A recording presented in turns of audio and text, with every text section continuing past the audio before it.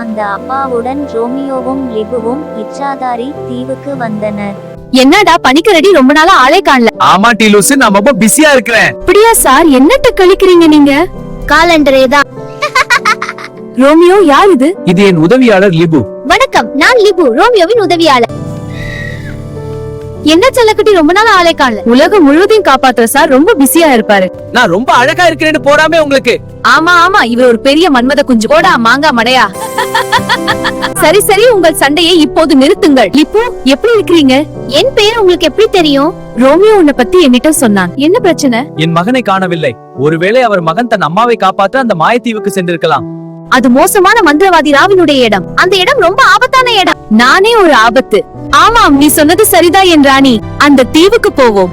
பைரவி, நாங்கள் கப்பலை ஓட்ட ஆரம்பிக்கிறோம். எல்லாம் தயார். நல்லது, மாயத்தீவுக்கு செல்ல நீங்கள் தயார்? ஆமாம் கேப்டன், புறப்படலாம். அனைவரும் மாயத்தீவிற்கு வந்தனர். உங்களுடைய மகனின் பெயர் என்ன, வயது என்ன? என் மகனின் பெயர் பைரவா, வயது 20. நீங்க கவலைப்படாதீங்க, நாங்கள் உங்களுடைய மகனுடன் வருவோம். எல்லாரும் பைரவாவை காப்பாற்ற போகலாம். சரி ராணி, போகலாம். இந்த மாயத்தீவுக்கு ஏன் வந்தாய்? மந்திரவாதி ராவை பார்க்க வேண்டும். மந்திரவாதி ரா, நான் தூங்க போகிறேன், என்னை தொந்தரவு செய்யாதீர்கள் என்று கூறினார். அதுதான் நல்லது. அந்த எறும்பு மாது மந்திரவாதி நல்லா தூங்குத்தும். பைரவாவையும் அம்மாவையும் காப்பாற்ற நாங்கள் செல்கிறோம். அரண்மனைக்கு போகும் வழியை விடு. நாங்கள் வழியை விட மாட்டோம். டாடா, பாய் பாய், அடுத்த முறை சந்திப்போம். பைரவி, 5 பாதுகாவலர்கள் பின்தொடர்ந்து வருகிறார்கள். அவர்கள் நெருங்கி வருகிறார்கள். அதுதான் நல்லது, வரட்டும். இந்த ஒருத்தி அந்த 5 பேரை தலைகீழா கட்டி தொங்க விட போறா. அந்த அவர்கள் 5 பேர் மிக பாவம்.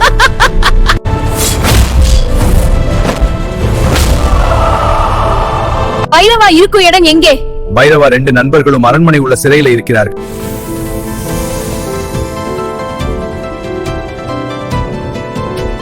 பைரவாவுடைய அம்மா எங்கே? பைரவாவுடைய அம்மா இந்த தீவில் இல்ல, வேறு தீவில் இருக்கிறார். அந்த தீவின் பெயர் என்ன? அசுர தீவு. நான் வேட்டையாடி ரொம்ப நாள் ஆகுது. உங்க அனைவருக்கும் என் மகனை காப்பாற்றியதற்கு மிக்க நன்றி. நாங்கள் எங்கள் கடமையை செய்கிறோம். அப்ப நாங்கள் எங்கே இருக்கிறோம்? நாங்கள் இச்சாதாரி தீவில் இருக்கிறோம். 3 பேருக்கும் வணக்கம். என் பெயர் ரோமியோ. நான் ஒரு பனிக்கரடி. என் பெயர் லிபு. நான் ஒரு மந்திர மிருகம். என் பெயர் கேப்டன் சிந்து. நான் ஒரு பாதி கடல் கன்னி, பாதி மனுஷி. என் பெயர் ஏஜென்ட் சஹானா. நான் ஒரு பாதி மோகினி, பாதி மனுஷி. என் பெயர் சகாதேவா. நான் ஒரு பாதி பிசாசு, பாதி மனுஷன். என் பெயர் சிந்துசன். நான் ஒரு ஓனாய் மனுஷன். என் பெயர் பைரவா. நான் ஒரு பாதி காட்டேரி, பாதி மனுஷன். என் பெயர் தனிக்காட்டு ராணி பைரவி. நான் இந்த இச்சாதரி தீவின் ராணி. ஒரு இன்ப அதிர்ச்சி உங்களுக்கு காத்திருக்கிறது. அம்மா, உள்ள வாங்க. அம்மா, நான் தான் உங்க மகன் பைரவா. கடைசியாக நீ சின்ன குழந்தையா இருக்கும் போது உன்னை பார்த்து இப்ப நீ பெரிய மனுஷனா இருக்க. பைரவா, இன்னொரு இன்ப அதிர்ச்சி உங்களுக்கு வெளியே காத்திருக்கிறது. பைரவா, இனிய பிறந்த நாள் வாழ்த்துக்கள். நான் என்ன சொல்றதுன்னு எனக்கு தெரியல. உங்க அனைவருக்கும் எப்படி நன்றி சொல்றதுன்னு தெரியல. பைரவா, நாங்கள் அனைவரும் உங்கள் நண்பர். சந்தோஷமாக இரு. அனைவரும் உன்னை நேசிக்கிறோம். நாங்கள் எப்போதும் உன்னுடன் இருப்போம். அப்படியே மாலை ஆச்சுது. அந்த கல்லறை யாருடையது? சொல்லுங்க பைரவி. அது குட்டிமாளுடையது. அது ஒரு துயர கதை. அப்போது பைரவி நடந்ததை சொல்ல ஆரம்பித்தாள். முன்னாள் ராணிக்கு ஒரு அழகான குட்டி புலி இருந்தது. அந்த குட்டி புலியை அவள் எனக்கு கொடுத்தாள். குட்டி புலியிடம் உன் பெயர் என்னன்னு கேட்டேன். என் பெயர் குட்டிமா. நான் என்ன ஒரு அழகான பெயர்னு சொன்னேன். உன் பெயர் என்ன? அதற்கு நான் என் பெயர் பைரவி என்று சொன்னேன். என்ன, உனக்கு பிடித்திருக்கிறதா?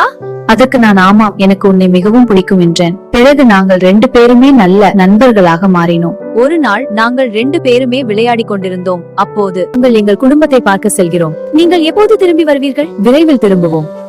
அப்போ சரி என்று நான் சொன்னேன். அவர்கள் சென்ற பிறகு ஒரு பெரிய கப்பல் வந்தது. அந்த கப்பலில் இருந்து அதிகமான பேர் வந்தனர். அந்த அதிகமான பேருமே அசுரர்கள். எங்களுக்கு என்ன செய்வது என்று தெரியவில்லை. எல்லா அசுரர்களும் வந்தனர். வந்து அனைவரையும் தாக்கினாங்க. அப்போது அனைவரும் ஓடுகிறார்கள். அப்போது ஒரு அசுர வந்து என்னை பின்பக்கமாக தாக்கினான். என் முதுகெலும்பு உடைந்து விட்டது. நான் கீழே விழுந்து விட்டேன். என் உடல் முழுவதும் ரத்தம் வெளியேறுகிறது. என்னால் நடக்க கூட முடியவில்லை. அசுரர்கள் எங்களை தாக்கி கொண்டிருந்தாங்க. அப்போது நான் குட்டிமாவிடம் தயவு செய்து ஓடிவிடு என்றேன். ஓட மாட்டேன். என் குட்டிமாவை விட்டு விடுங்க. கத்திக்கொண்டு முதல் முறையாக நான் காட்டேரினுடைய உருவத்திற்கு மாறினேன். அசுரர்களை நான் வேட்டையாட ஆரம்பித்தேன். நான் எல்லா அசுரர்களுடைய தலையை வெட்டி எல்லா அசுரர்களுடைய இரத்தத்தை குடித்தேன்.